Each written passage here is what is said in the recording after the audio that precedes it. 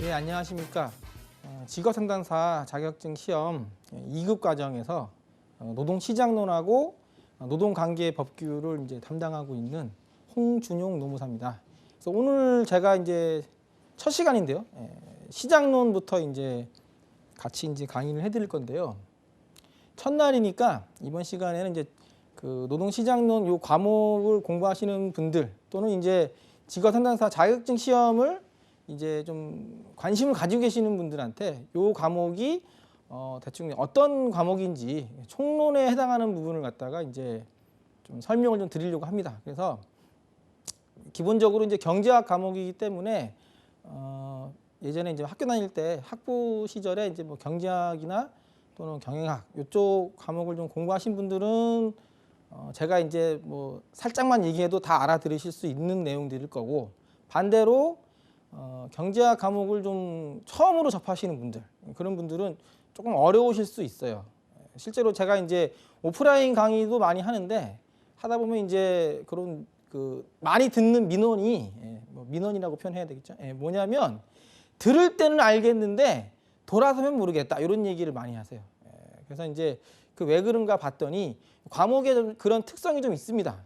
그래서 가능하면 한 번도 이 경제학 수업을 들어본 적이 없는 분들을 대상으로 해서 조금 설명해드린다는 좀 마음가짐으로 한번 진행을 하도록 하겠습니다. 그래서 그 첫 번째로 나와 있는 게 그 노동경제학이 뭐냐, 거기에 대한 이제 그 개념을 갖다가 간략하게 설명하고 있어요. 그래서 뭐 요거는 제가 쓴 그 개념의 문구는 아니고요.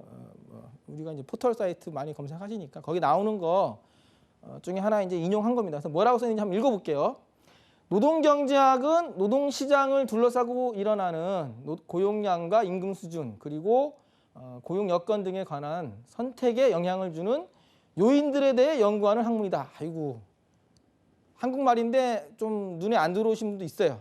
그럼 간단하게 얘기하면 선택을 하는 학문이에요, 경제학은. 근데 노동경제학이니까 노동 문제와 관련된 어떤 선택, 어떤 선택이 가장 나에게 합리적인 선택일까? 어떤 선택이 가장 나에게 이로운 선택일까? 그 선택에 대해서 그 이제 가장 이제 그 뭐라고 해야 되나? 이상적인 선택할 수 있게끔 하는 거를 이제 연구하는 학문이라는 거예요. 아직까지 조금 와닿지 않으시면 조금 더 읽어보겠습니다. 자, 노동경제학은 노동시장의 정보 수집, 그다음에 일자리의 탐색. 일자리의 탐색이라는 게 쉽게 말하면 구직자분들이 일자리 찾으러 다니는 거죠. 그런 일자리의 탐색, 행위에 관한 특성을 고려하기 위해서 경제학 이론을 활용한다. 그러나 경제학은 기업의 절차와 실행, 노조활동과 목표, 정부의 개입 등과 같은 노동제도, 제도라고 하면 이제 대표적인 게 법이죠, 법. 그죠? 우리 법규도 배우잖아요, 나중에. 노동제도가 노동시장의 성과에 영향을 주는 법과 제도적인 요인들에 관해서도 연구한다. 그러니까 문장이 조금 길어요. 그래서 제가 뭐 핑계를 대자면 저는 좀 문장을 이렇게 좀 길게 안 쓰는데 내용을 최대한 많이 담고자 하다 보니까 이렇게 만든 것 같아요. 근데 그 쉽게 얘기하자면요, 그러니까 노동시장이라는 어떤 그 판 위에서 일자리를 찾으러 다니시는 분들이 있어요. 우리가 보통 이제 구직자라고 하죠. 그 다음에 반대로 노동시장이라는 판 위에서 그 일할 사람들을 구하는 사람들이 있어요. 구인자라고 하죠. 보통 이제 기업들. 근데 이 사람들이 그냥 다 뭐 자기 마음대로 뭐 원하는 데 가가지고 뭐 취업하는 것도 아니고, 반대로 또 그냥 마음대로 그냥 아무나 됐다가 쓰는 게 아니란 말이에요. 그 구직자라면은 당연히 가장 나한테 좋은 회사를 골라가야 될 것이고, 구인자라면 당연히 자기 회사에 가장 그 맞는 사람을 데리고 와야 되는 그런 문제가 있거든요. 그런 게 다 선택의 문제라는 거죠. 그런 선택을 할 때 어떤 생각을 가지고 어떤 기준 하에서 선택을 하는지를 보는 거고, 그 다음에 그 선택이 100% 구인자나 구직자가 자기 마음대로 할 수 없어요. 판 위에서 어떻게 보면은 그 게임에 참여하는 사람들이기 때문에 룰이 존재합니다. 룰, 제도, 법, 그리고 그런 것들도 영향을 주니까 그게 또 이 그 판단할 때, 선택할 때 어떻게 작용하는지 그런 부분도 우리가 연구를 하게 되는 거예요. 그게 이제 노동경제학의 어떤 연구 대상인데 이렇게 말씀을 드리면 아이고 어렵다 이렇게 생각하실 것 같아서 넘어갑니다. 자, 과목명이 노동경제학이 아니에요. 결론부터 말씀드리면 직업상담사에서 우리가 공부하는 과목명은 노동경제학이 아니고 여기 나와 있는 것처럼 노동시장론입니다. 그러니까 노동시장론이 시험 과목이고 우리는 노동시장론을 공부하는 겁니다. 다른 건 아니에요. 뭐가 차이가 있느냐? 이제 간단하게 설명을 드릴게요. 첫 번째, 일단은 노동시장론이 1차 시험 과목인데 2차 시험도 마찬가지고 시험 과목인데 1차 시험은 객관식으로 나옵니다. 객관식인데 사지선다형. 좋지요. 답을 맞출 확률이 25%밖에 안 됩니다. 25%. 밖에라고 하면 좀 그러니까 낮은 거죠. 높은 거죠. 25%. 오지선다형이면 20%니까 그거보다 높은 확률. 그다음에 2차 시험은 주관식인데 세 문제에서 네 문제 정도 나옵니다. 딱 정해져 있지 않아요. 그래서 1차 시험은 20문제가 100점 만점, 한 문제에 5점이고 2차 시험은 네 과목을 합쳐가지고 시장론 외에 정보론, 심리학, 삼당학 네 과목. 그러니까 원래 1차 시험에 법규가 들어가는데 법규까지 들어가가지고 5과목인데 2차 시험에서는 법규가 빠집니다. 빠지고 네 과목을 한꺼번에 전체 한 20문제 정도를 냅니다. 근데 그 중에 이제 시장론이 한 3문제에서 4문제 정도 되는 거고 주관식이라는 얘기고요. 그런데 차이가 뭐냐? 그러면 노동경제학하고 노동시장론의 차이가 뭐냐면은 간단하게 말하면 여기 써 있는 것처럼 가볍게 접근하는 노동경제학이에요. 가볍게. 그러니까 깊게 안 들어갑니다. 우리 자격증 명칭 자체가 뭐예요? 직업상담사, 노동시장사가 아니고 무슨 말이냐면은 심리상담 이쪽은 깊게 들어가요. 그게 전문이니까. 근데 법규라든지 노동법규라든지 경제학 관련된 내용은 깊게 안 들어가고 어느 정도의 기본적인 지식만 있으면 된다. 그러니까 이제 직업상담사라는 어떤 자격증이 노동시장이라는 판 위에서 구인자하고 구직자 사이에서 다리가 되어주는 역할을 하거든요. 연결자, 매개체, 그죠? 그럴 때 그 판이 어떻게 굴러가는지 노동시장이 굴러가는 판을 알아야 되니까 그 굴러가는 내용 정도만 어느 정도 알아도 너무 깊게 안 들어가도 되니까 그래서 시험 과목에서도 이제 노동경제학이라고 안 하고 노동시장론이라고 해가지고 좀 기본적인 개념 위주로만 나오게 돼요. 그래서 부담을 좀 적게 가지셔도 된다는 얘기고 결정적으로 그래프하고 수식에 대한 부담이 적죠. 보통 이제 경제학 과목이라고 하면은요, 저는 이제 삼위일체라는 표현을 쓰는데 차용해가지고 그러니까 이론 어떤 개념에 대해서 이해를 시켜주려면 세 가지가 일체를 이룹니다. 뭐냐면 지금 제가 얘기하듯이 말로 설명이 돼야 돼요. 말로 설명해서 문장으로 내용을 쭉 이렇게 막 쭉 써주죠. 어떤 개념에 대해서. 그리고 그거를 더 간단 명료하게 바로 직관적으로 이해하실 수 있게 해주려고 경제학자분들이 어떻게 하냐면은 수식하고 그래프를 활용합니다. 그러니까 어렵게 하려고 그래프를 그리는 게 아니에요. 수식이나 그래프는 기본적으로 어렵게 보이려고 또는 내가 많이 안다 티내려고 하는 거 아니에요. 보통 이제 다단계 같은 사기꾼들은 이제 사람들 현혹할 때 있어 보이려고 영어 갖다 쓰고 그래프 쓰고 막 이러는데 경제학자분들은 그러려고 쓰는 게 아니고 쉽게 설명해 주려고 쓰는 거예요. 근데 문제는 경제학을 배우시는 분들 입장에서는 그래프하고 수식이 나오면 거기서부터 일단은 알러지 반응을 일으키거든요. 그래서 다행스럽게도 시장론에서는 시험 문제도 그래프나 수식에 관련된 문제는 거의 안 나온다고 보셔도 돼요. 편하게 좀 접근하시면 됩니다. 그래서 물론 이제 강의할 때는 제가 아주 기본적인 수익곡선이나 공급곡선 그래프는 그려드릴 거예요. 그럼 필수적인 거니까. 하지만 많지 않아요. 그리고 내용 들어보시면 쉽다라고 생각하실 테니까 부담은 좀 적게 가지시면 될 것 같고, 그 다음에 두 번째 아까 말씀드린 것처럼 노동시장 동향의 누수를 이해할 수 있는 정도면 돼요. 너무 깊게 막 파고 들어가지는 않아도 된다. 그 다음에 대신에 최소한의 기초 개념은 확실히 이해를 해야 된다. 이건 중요하죠. 그러니까 적어도 노동 수요자, 노동 공급자 구분을 할 수 있어야 될 것이고, 그죠? 그 다음에 노동 수요 곡선과 노동 공급 곡선이 어떤 성격을 가지고 있는지 또 그다음에 이제 뭐 예를 들면 뭐 실업률을 어떻게 구하는지 정도, 경제활동 참가율 어떻게 구하는지, 하여튼 기본적으로 자주 써먹는 그 개념에 대한 이해는 필수적으로 하고 있어야 되고, 실제로 시험 문제도 그런 게 나옵니다. 그러니까 어려운 거 내지는 않아요. 그죠? 예. 자, 그래서 이제 더 구체적으로 그럼 어떻게 이제 출제를 하는지 출제 기준에 대해서 설명 좀 드리면은, 요게 이제 출제 기준도 쭉 가는 게 아니고요. 지금 보시는 것처럼 이렇게 주기를 두고 변경이 좀 돼요. 변경이 되는데 그 내용 면에서 아주 많이 바뀌지는 않습니다. 그 직업 상담사 시험이 2000년도부터 지금 시행되고 있거든요. 그럼 출제 기준이 지금 보시면은 이거는 지금 2000년 1월 1일부터 22년 12월 말까지니까 내년까지거든요. 그러면 지금 뭐 20년, 21년, 22년, 그럼 이제 3년치 출제 기준이 되는 건데, 그 전에 출제 기준도 이거하고 크게 차이는 없어요. 그렇지만 좀 세부적인 부분에서 조금씩 변동사항이 있으니까 좀 이제 출제 기준을 제시하는데, 시장론 같은 경우는 뭐 10년째 거의 변동이 없다고 보셔도 됩니다. 그래서 지금 보시면은 이제 세부 뭐 주요 항목 해서 이제 노동시장의 이해, 가지고 노동 수요, 노동 공급, 노동시장 균형 세 가지 있죠. 여기 지금 보시는 것처럼. 그러면 보통 이 노동 수요 공급에서 그 부담을 많이 느끼세요. 왜냐하면 그래프가 나오거든요. 그래프가. 별거 아니지만. 그리고 이제 그 뭐 약간 이제 기호도 좀 나와요. 뭐 이제 영어로 된 기호.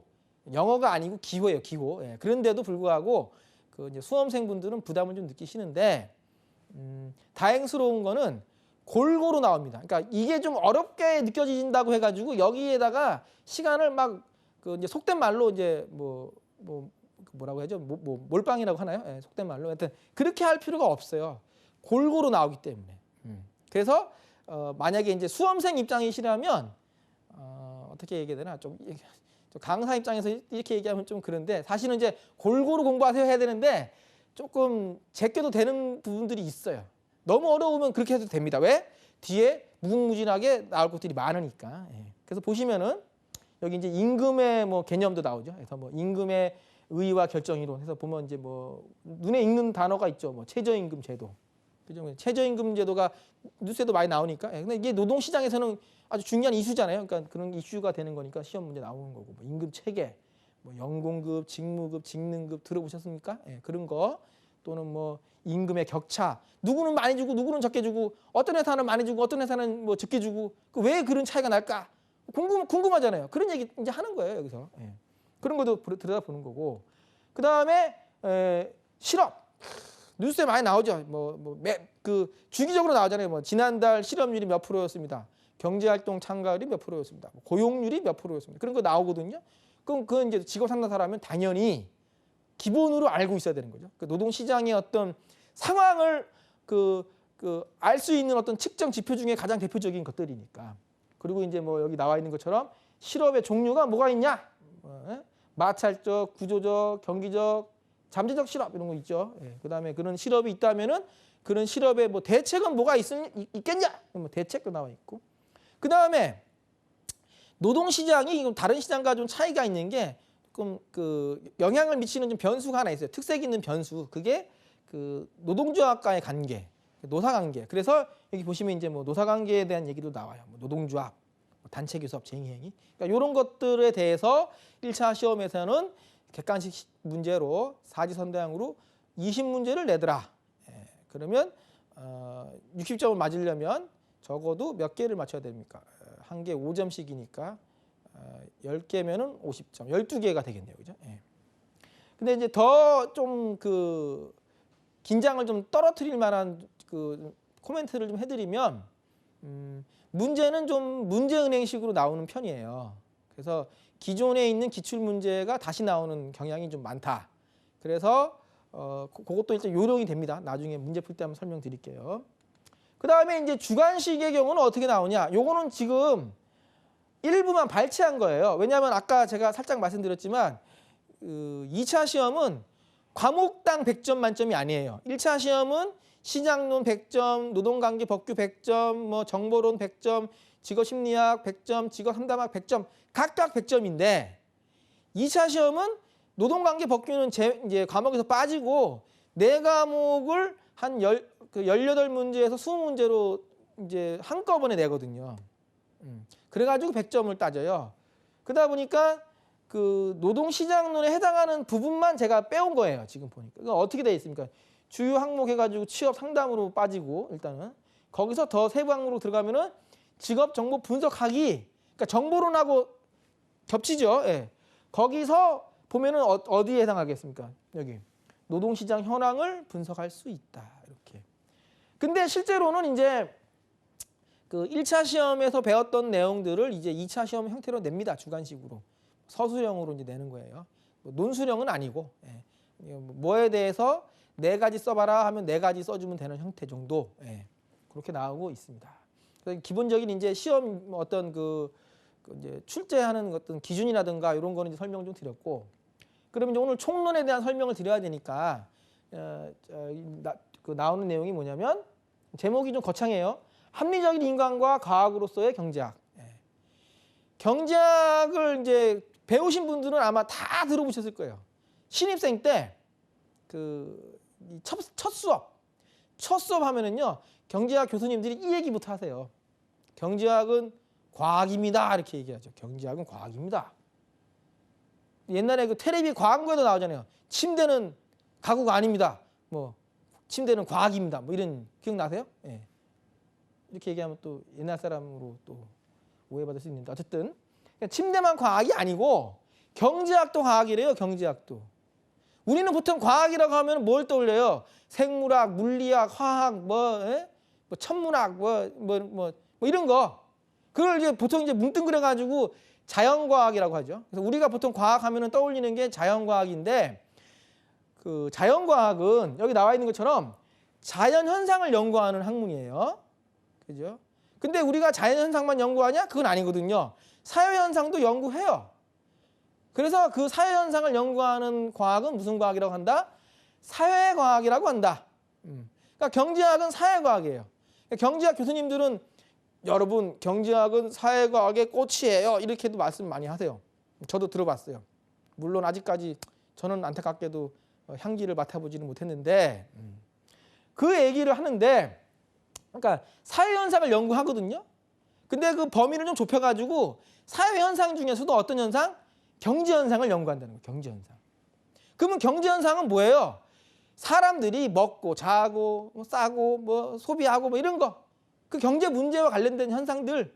그러니까 결국은 사람의 행동, 경제 문제와 관련된 인간의 그 행동을 연구하는 거예요. 그때 어떤 행동을 통해서 어떤 선택을 했을 때가 가장 최적의, 가장 이상적인, 가장 뭐 어떤 나에게 이득이 되는 선택인가, 그거 이제 연구하는 거거든요. 그러니까 결국은 사람이 연구 대상이에요. 사람이. 그러니까 우리 직업 상담사 자격증이 과목들이 약간 보면은요 유기적으로 연결돼 있어요. 직업 심리학이 제일 중요한 과목 중에 하나잖아요. 그죠? 그러니까 그 과목명도 직업 심리학 이렇게 돼 있어요. 그죠? 근데 그거는 어떻게 보면 인간의 내면, 그거를 이제 주로 이제 연구하는 거죠. 심리 이거를. 근데 노동경제학에서는 그 인간의 내면 심리 이거가 아니고, 예, 겉으로 드러나는 행동. 그때 그 행동을 연구하는데, 그때 그 행동하는 그 주체인 인간이 어떻다고 이성적이고 합리적이라고 가정을 한다는 거예요. 물론 최신 경제학 이론은 그렇지 않은 것도 있어요. 뭐 행동 경제학 같은 거는 뭐 심리학하고 경제학이 막 속된 말로 짬뽕이 돼가지고 이제 막 저도 모르는 그런 막 얘기도 막 하는데, 우리는 거기까지 안 갑니다. 어떻게 한다? 그냥 인간이 이성적이고 합리적인 존재라는 가정을 깔고 그 가정 하에서 경제 문제에 직면했을 때 어떤 식으로 행동하는지를 연구하는 거예요. 여기 보면은요, 제가 수요의 법칙이라고 써놨어요. 누구나 다 대답할 수 있는 내용이에요. 뭐라고? 가격이 올라가면은 수요량이 내려가고, 가격이 내려가면 수요량이 늘어난다. 당연한 얘기죠. 이거는 경제학 모르는 분도 다 그렇게 대답해요.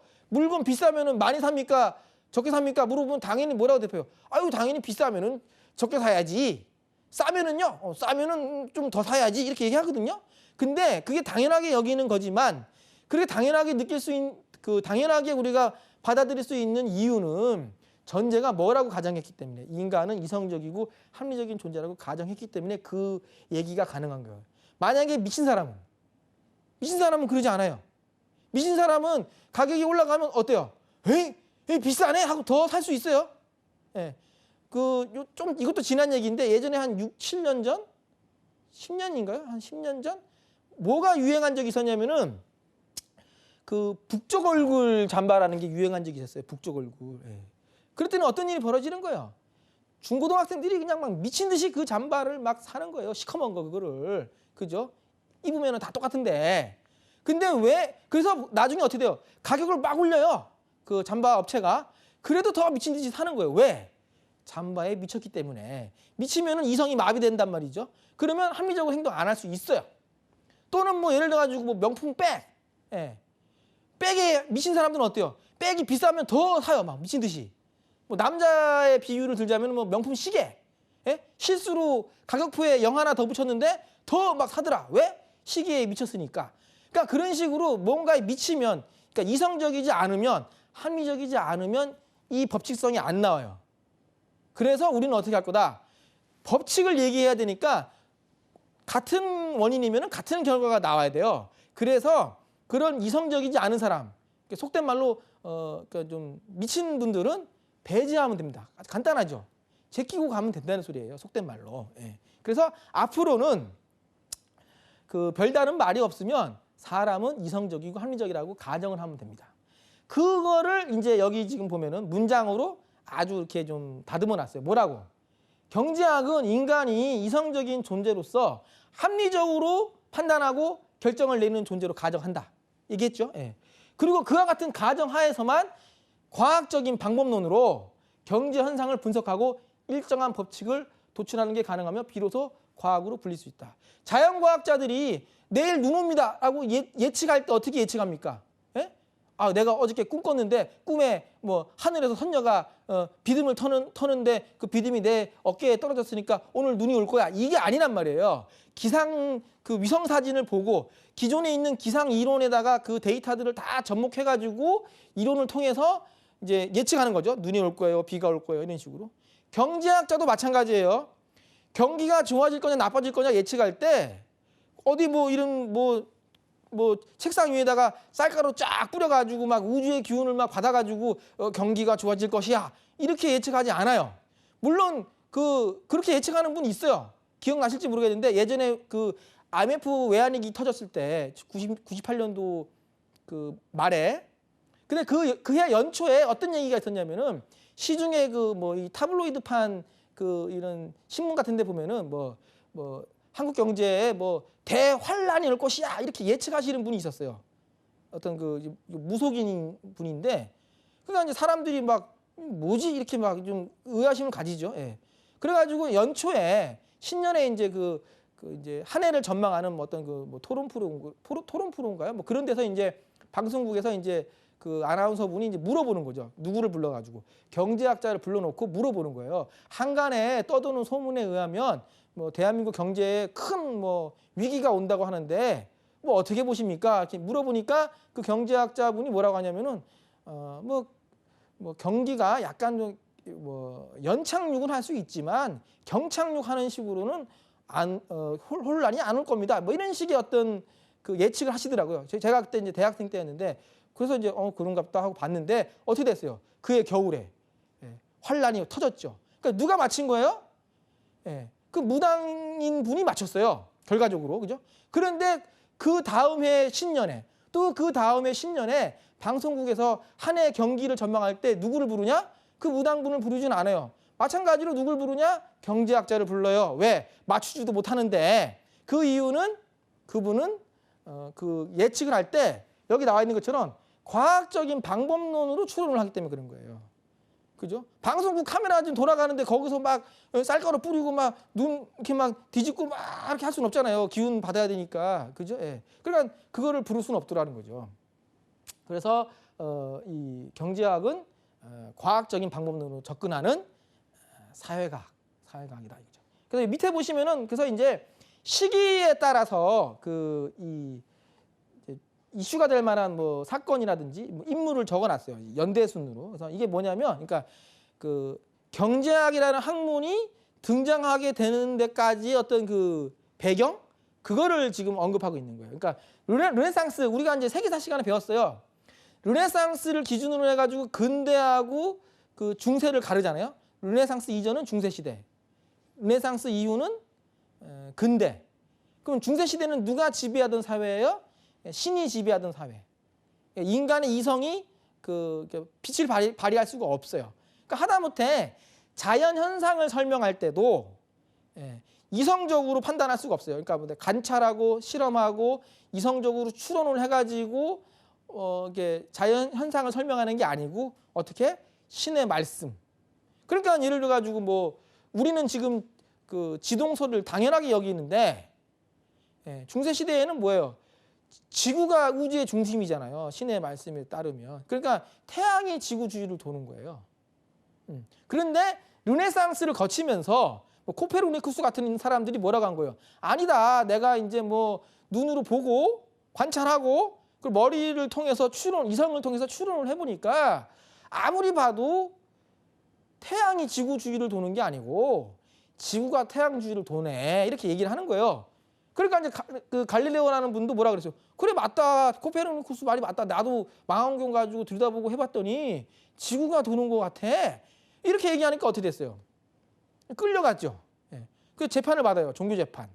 그죠? 그러니까 무슨 말이냐면 아직까지는 그 종교 권력이 더 센 거예요. 그러니까 인간의 어떤 자연 현상을 설명할 때 인간의 이성을 통해서 설명하려고 하는 이제 움직임들도 이제 나오고는 있지만 아직까지는 그 힘의 대결에서 밀리고 있는 거죠. 그러니까 이제 끌려가 가지고 재판도 받는 거죠.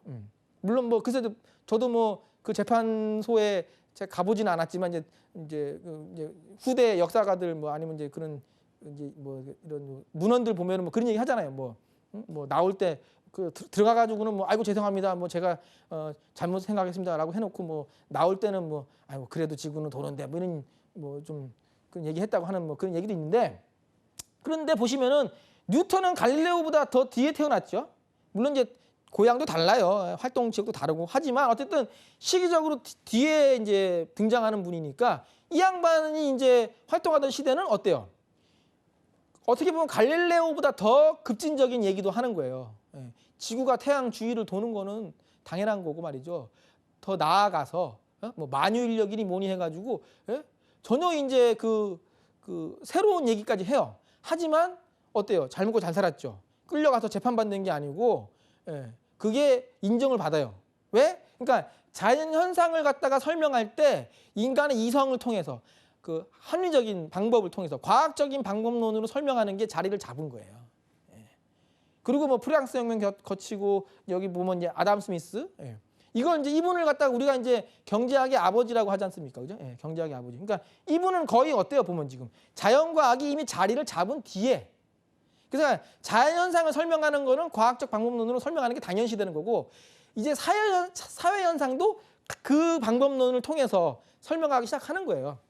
그 얘기를 하려고 좀 적어 놓은 거고요. 시험에 나오지는 않습니다. 자, 그다음에 그래서 이제 앞으로 별다른 언급이 없다면은 인간은 이성적이고 합리적이라는 전제를 깔고 갑시다 이런 얘기를 하는 거고요.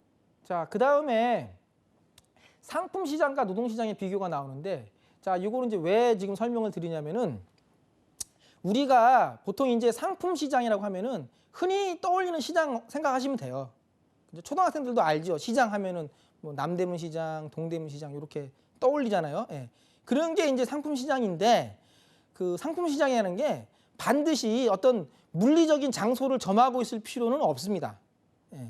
그러니까 여기 나와 있는 것처럼 시장으로서 이렇게 성립할 수 있는 요소만 갖추면 돼요. 예를 들어 가지고 그 뭐 초등학생 자녀를 두신 어머니들은 많이 들어보셨을 거예요. 뭐 게임 아이템 시장, 온라인 게임 많이 하잖아요, 그죠? 특정 게임 제가 이제 간접 광고 되니까 이제 명칭은 말씀 못 드리겠는데 게임 같은 거 보면은요, 게임상에 그 아이템을 사고 팔아요. 뭐 근데 그 게임 아이템 같은 거는 손으로 만질 수도 없고, 그죠? 어떤 물리적인 장소를 점하고 그 장소 안에서 파는 게 아니에요. 하지만 그게 매물로 나와요, 온라인상에. 제가 아는 게임의 그 아이템 중에 제일 비싼 아이템이 뭐였냐면은 진명황해 뭐 집행검이라고 있어요. 그게 칼 한 자루가 2,400만 원? 시세가 지금은 더 비쌀지 어떨지 모르겠는데 한 10년 전에 그랬어요. 한 칼 한 자루 2,400만 원이에요. 근데 그거를 사겠다는 사람이 있어요, 실제로. 예. 사고 팔아요. 그럼 만지지도 못하는 거. 그죠? 근데 가상의 세계에서 어떤 쓰이는 전자적인 신호에 불과한 건데 그게 거래 대상으로 나오니까 상품이 되는 거고 그 상품을 사겠다는 사람이 있으면 수요자가 있는 거죠. 그리고 그거를 팔겠다는 사람이 있어요. 그럼 공급자. 그래가지고 가격이 맞아요. 얼마? 2,400만 원. 그러면 거래가 이루어져요. 그러면 물리적인 장소가 존재하지 않더라도 거래되는 물리적인 장소가 존재하지 않더라도 우리가 그걸 갖다가 시장이라고 한다. 그래서 이거는 다 아는데 우리가 배우려고 하는 거는 노동시장이거든요. 그러면 노동시장에서는 뭘 사고 파는 거예요? 이렇게 질문하면은 뭐 노동자 이렇게 대답하시는 분도 있는데 사람을 사고 파는 게 아니에요. 사람을 사고 팔면은 그거는 노예시장이지 노동시장이 아니에요. 우리는 지금 노동시장을 얘기하는 거니까 여기서는 그 사람의 노동력, 그러니까 노동력이 상품으로 나오는 거예요. 그러면 마찬가지로 여기도 그 상품을 사겠다는 사람이 있고 팔겠다는 사람이 있어요. 그럼 사겠다는 사람은 뭐라고 표현하느냐? 노동 수요자. 팔겠다는 사람은 노동 공급자. 이렇게. 여기서 착각을 하면 안 되는 게 뭐냐면 상품 시장에 대해서는 우리가 초등학교부터 다 배워가지고 어느 정도 알아요. 어떻게 아냐? 여기 나와 있는 것처럼 상품 시장의 수요자 그러면은 자연스럽게 어떻게 뭐가 연상이 되냐면은 소비자, 그다음에 가게 자연스럽게 연상이 돼요. 그리고 상품 시장에서 공급자 그러면은 상품을 공급하는 사람이니까 판매하는 사람이니까 그럼 생산자, 그러면 기업 이게 그냥 머릿속에 박혀 있거든요. 그러다 보니까 노동시장으로 넘어와 가지고 노동 공급자, 공급이라는 말만 보고 뭘 떠올리는 거예요? 상품 시장에 공급자가 연상이 돼 가지고 그러면은 생산자, 그러면 기업 이러면 틀리죠. 예. 노동 공급자는 누구예요? 노동자예요, 노동자. 노동자가 자기 노동력을 파는 겁니다. 예. 그래서 착각하시면 안 돼요. 노동 공급자가 노동자고 노동 수요자가 기업이에요. 예. 그래서 이제 앞으로 계속 얘기할 거예요. 노동 수요자, 노동 공급자 또는 기업, 노동자 이런 말을 용어를 막 섞어서 쓰거든요. 그러면 머릿속에서 구분이 정확하게 돼 있어야 돼요. 노동 수요자 그러면은 기업, 노동 공급자 그러면 노동자 이렇게.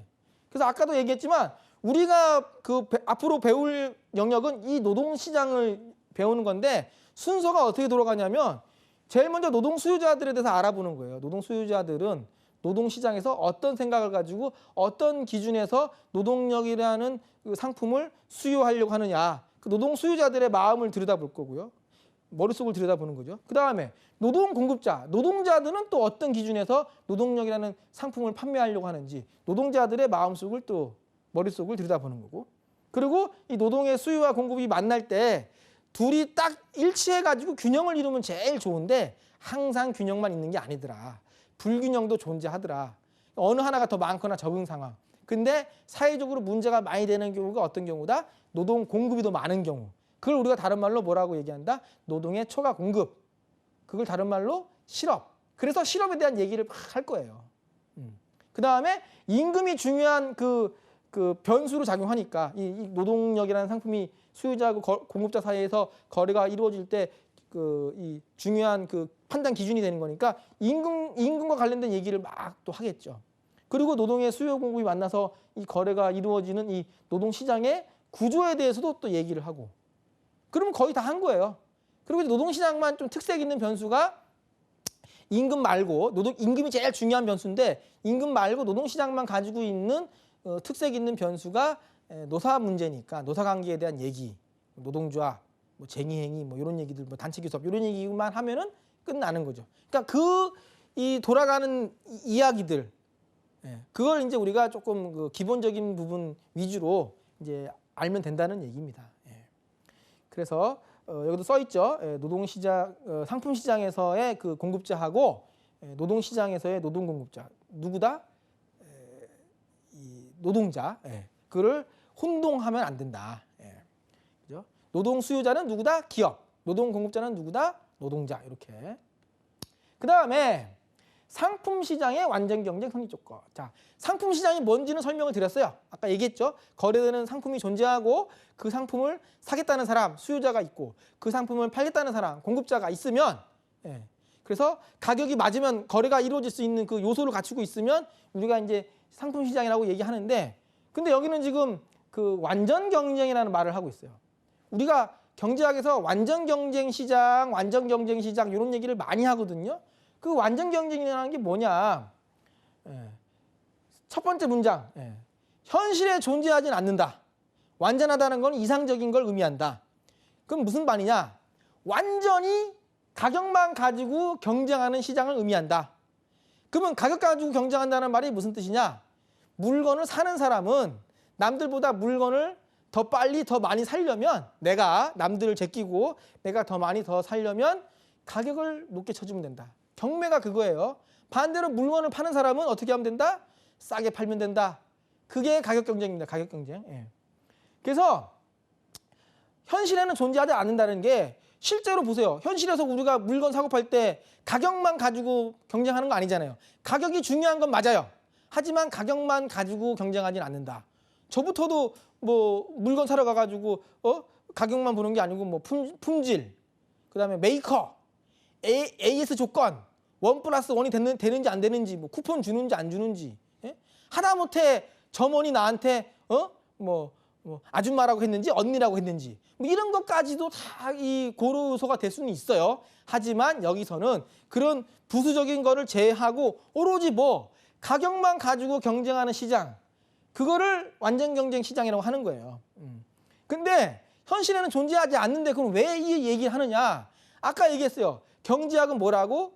과학이라고. 그건 자연과학자들도 실험실에서 실험을 해요. 왜? 현실에는 변수가 너무 많으니까 복잡하거든요. 그래서 자기 입맛에 맞게 그 원인과 결과의 어떤 인과관계를 도출하기 위해서 실험실에서 실험을 하듯이, 경제학자들도 변수가 워낙 많으니까 실험실에서 실험하듯이 판을 만들어요. 어떻게? 가격만 가지고 경쟁하는 시장이 있다라고. 예, 그게 완전 경쟁 시장이에요. 그래서 완전 경쟁 상품 시장이라고 하면은 가격 가지고 경쟁하는 거고, 완전 경쟁 노동 시장이라고 하면은 뭐 가지고? 임금 가지고 경쟁하는 거예요. 임금 가지고 경쟁한다는 말은 무슨 뜻이겠어요? 내가 노동 수요자, 기업이면은 다른 기업보다 더 빨리 더 많이 사람을 뽑으려면 임금을 더 많이 주면 되는 거예요. 반대로 내가 노동 공급자, 노동자라면 남들보다 빨리 내 노동력을 팔아치우려면, 일자리를 구하려면 어떻게 하면 된다? 내 임금을 낮추면 된다. 예, 그렇게 이해하시면 되겠죠. 그래서 그 앞으로는 그 특별한 언급이 없다면은요, 사람은 합리적인 사람이고 시장은 상품 시장이든 노동 시장이든 완전 경쟁 시장이라고 가정하시면 돼요. 그러면 편해요. 예. 간단하거든요. 단순해지니까. 그래서 그 가정하에서 생각하면 되는데, 괜히 이제 본인이 쓸데없이 현실에 존재하는 여러 가지 변수들을 막 끄집어 들여가지고 생각을 하면은 헷갈리는 경우들이 생긴다. 그래서 별다른 말이 없으면 완전 경쟁 시장이라고 가정을 하고 이해를 하시면 돼요. 그랬을 때 완전 경쟁 시장이 성립하기 위한 조건이 필요하다는 거죠. 조건. 현실에 존재하지 않기 때문에 필요한 조건이 뭐냐? 첫 번째, 판매자하고 구매자가 무수히 많다. 그죠? 물건 파는 사람이 하나밖에 없다. 독점이죠. 독점되면 어때요? 가격 경쟁 안 해요. 가격 가지고 장난치지. 자동차 같은 경우에 국내에서 보면 어때요?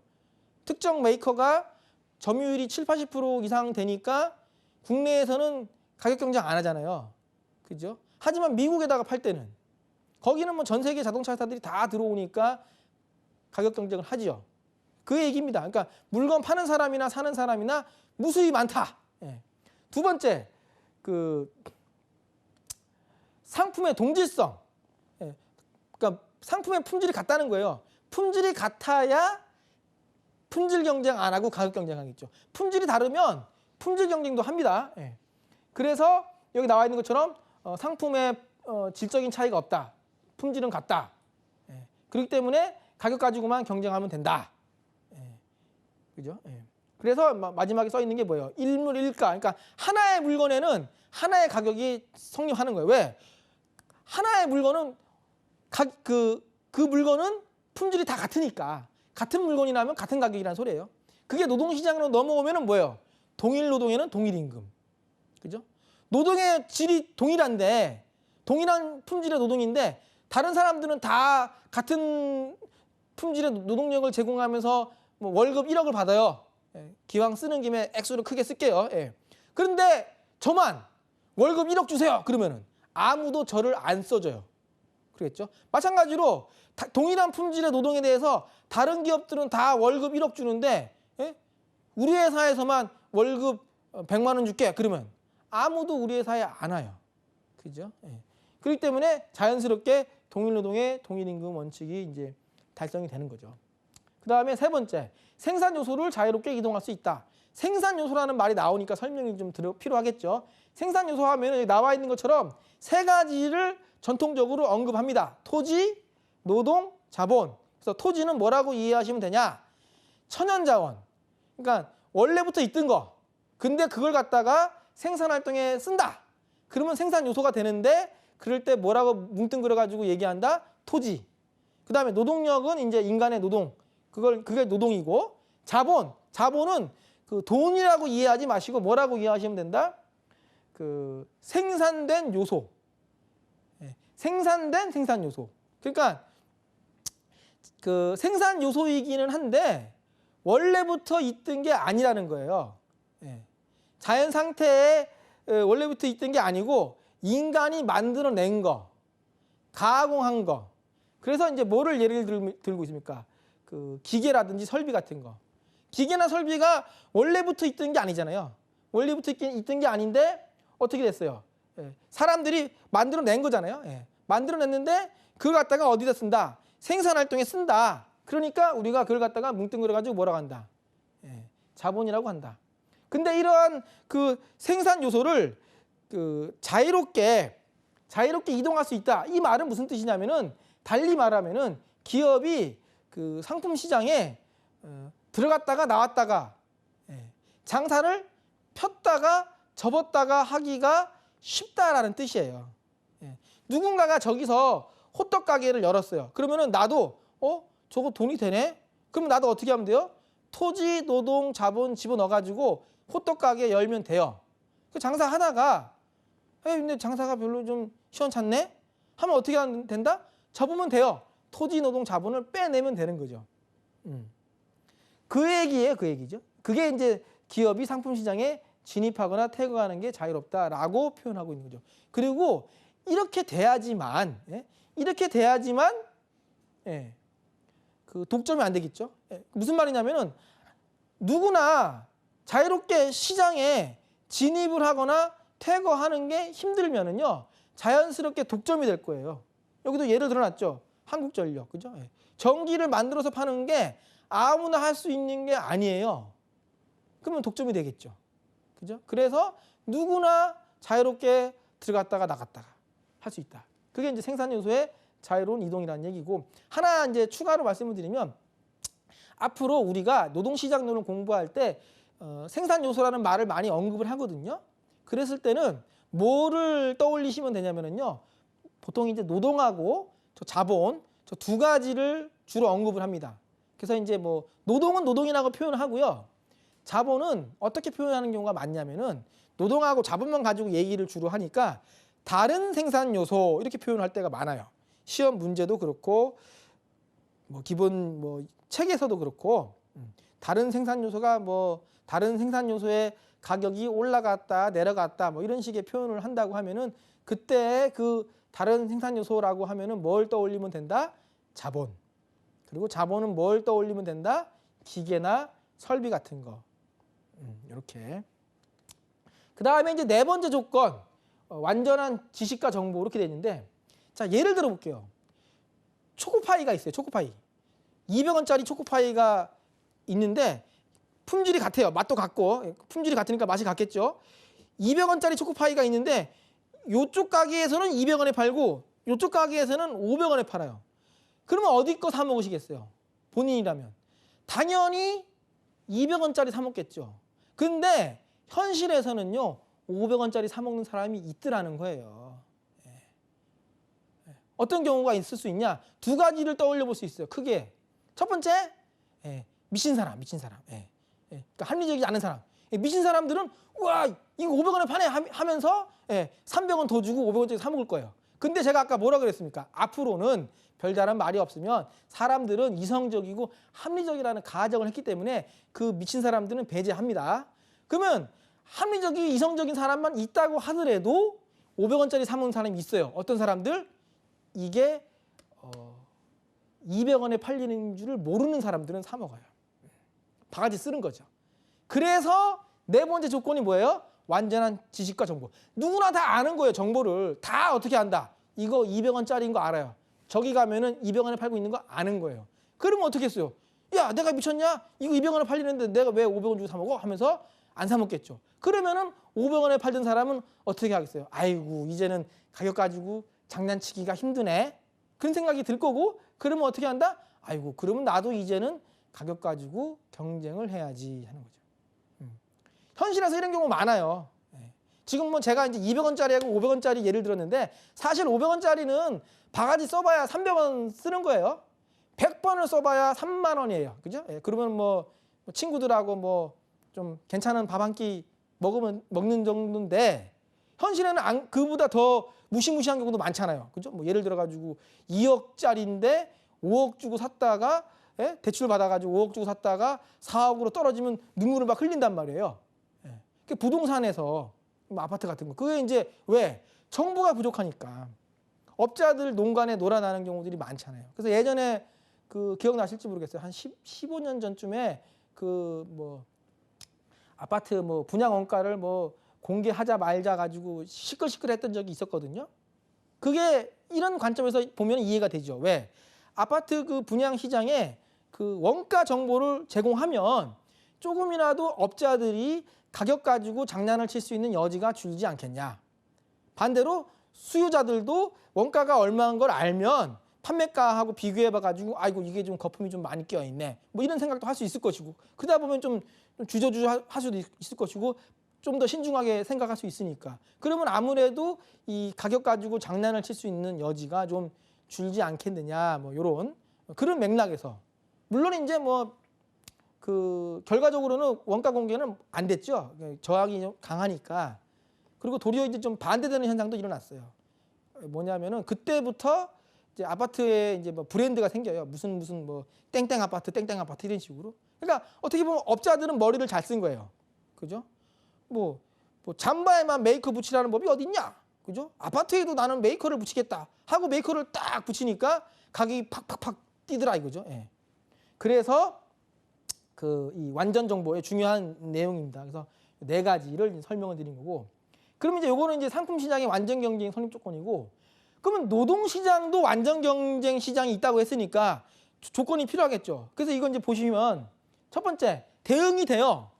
상품 시장에서는 다수의 판매자와 구매자라고 했으니까 노동 시장으로 넘어오면은 다수의 노동 수요자와 노동 공급자. 그죠? 예. 그다음에 두 번째 상품의 동질성. 그죠? 이게 노동 시장으로 넘어오면은 동질적인 노동. 노동의 질이 같다 이거죠. 물론 현실에서는 노동의 질이 같은 경우가 없어요, 별로. 사람마다 능력은 다 제각각이니까. 하지만 여기는 뭐예요? 실험실이에요, 실험실. 무슨 실험실? 가격만 가지고 경쟁하는 시장이라고 가정을 했기 때문에. 그죠? 그래서 노동의 질이 같다고 가정하는 거죠. 그렇기 때문에 동일 노동에 동일 임금이라는 얘기를 할 수 있는 거고. 그죠? 예. 그다음에 생산 요소를 자유롭게 이동할 수 있다. 상품 시장에서는.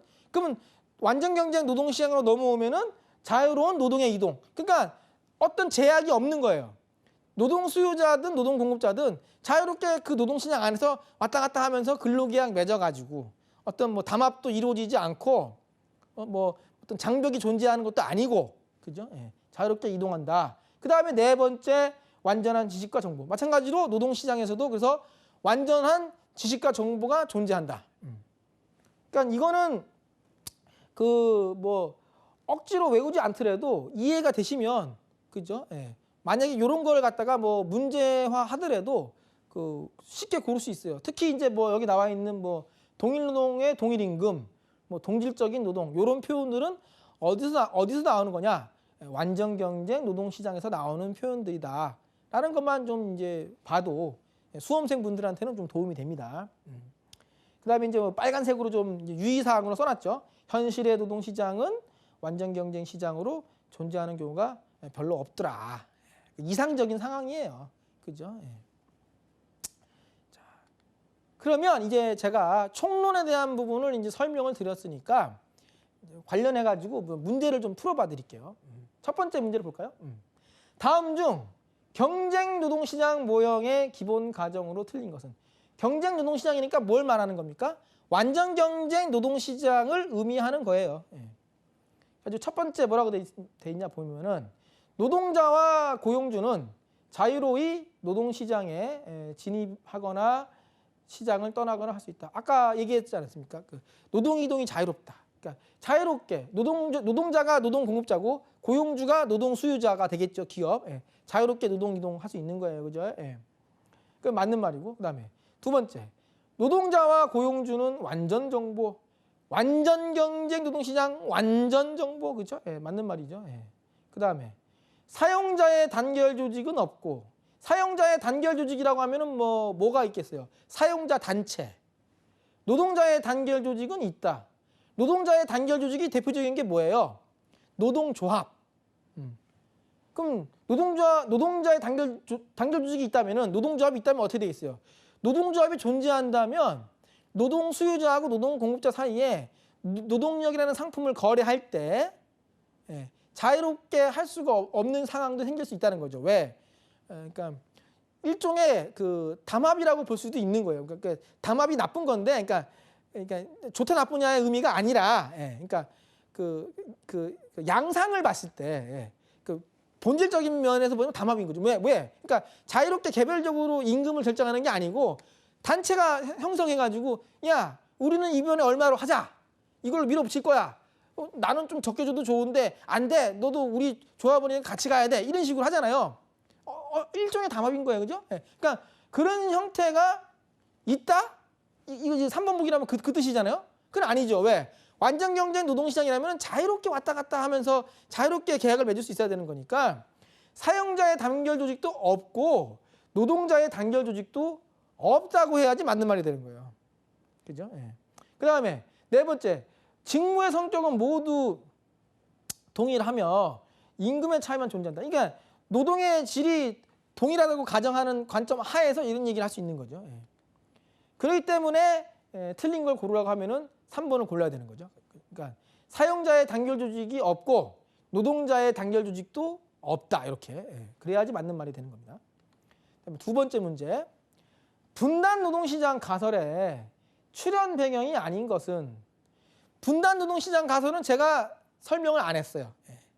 이건 다다음에 할 건데, 왜 지금 문제로 냈냐면 총론 부분이 기출문제가 그렇게 많지는 않아서 가져온 건데, 근데 총론의 내용만 알아도 풀 수 있는 문제이기 때문에 그러니까 요령을 좀 알려드리려고 가져온 겁니다. 그러니까 무슨 말이냐면, 보기 보세요. 1번 능력 분포와 소득 분포의 상이, 능력 분포하고 소득 분포의 차이가 있다, 그런 뜻인 것 같아요. 아직은 잘 모르지만. 두 번째, 교육 개선에 의한 빈곤 퇴치의 실패, 교육을 통해서 빈곤 퇴치하는 게 안 되고 있다, 그런 얘기 같아요. 세 번째, 소수 인종에 대한 현실적인 차별. 그러니까 우리나라는 인종 차별이 이렇게 심하진 않겠죠. 왜? 그 다인종 국가가 아니니까. 근데 어쨌든 간에 미국 같은 경우는 다양한 인종이 존재하니까 차별이 있잖아요. 근데 1번, 2번, 3번은 모르더라도 계속 나왔던 얘기가 4번에 나와요. 뭐라고? 동일 노동, 동질 노동의 동일한 임금. 이거는 어디서 제가 얘기했어요? 완전 경쟁 노동시장에서 얘기했던 거잖아요. 그죠? 그러니까 분단 노동시장이 뭔지는 몰라도 얘는 소속이 완전 경쟁 노동시장이니까 이게 아니겠네. 잡아낼 수 있죠. 그래서 정답이 4번으로 이제 되는 겁니다. 네 번째 문제. 자, 노동시장이 생산물 시장과 다른 점에 대한 설명으로 틀린 거. 자, 여기 지금 생산물 시장이라고 하니까 또 저게 뭔가 싶으실 텐데, 생산물 시장이라는 게 상품 시장입니다. 같은 말이에요. 그러니까 상품 시장이라고도 표현하고 생산물 시장이라고도 표현합니다. 그래서 첫 번째, 노동시장에서 거래되는 노동력 상품은 노동자와 분리가 될 수 없기 때문에 노동시장에서는 노동 조건을 둘러싼 노사관계 등 사회적 관계가 개입된다. 그렇죠. 노동력은 노동자가 자기 몸으로 움직여서 제공하는 거기 때문에 분리가 안 돼요. 뭐 염력을 동원해 가지고 이렇게 뭐 어디 뭐 기계를 작동시키거나 뭐 하는 거 아니잖아요. 그죠? 예. 그러니까 1번은 맞는 말이고, 두 번째, 노동은 노동자의 입장에서 보면은 소득의 원천이 되는 한편, 그렇죠? 소득을 가져가려고 일을 하는 거죠.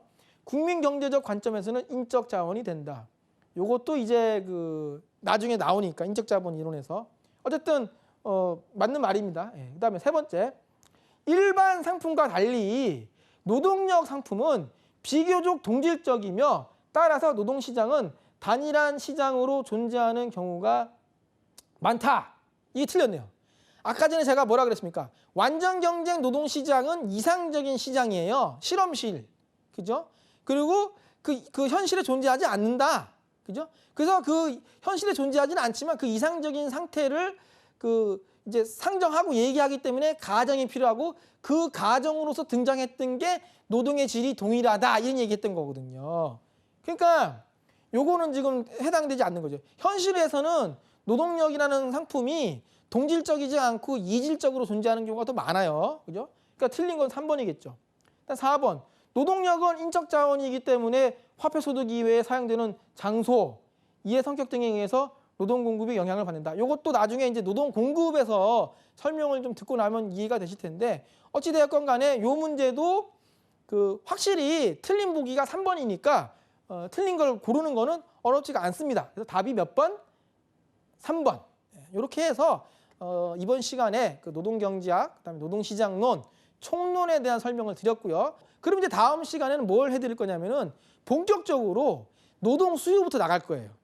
노동 수요자가 기업이니까 기업들이 노동시장 내에서 어떤 기준으로 어떤 판단에서 노동력이라는 상품을 고용하는지 그 기준, 그거에 대해서 얘기를 주로 할 테니까 이번 시간에 했던 거를 되새기면서 다음 시간 이어가시면은 무리 없이 따라오실 수 있을 겁니다. 이 정도로 해가지고 마무리 짓도록 하겠습니다. 감사합니다.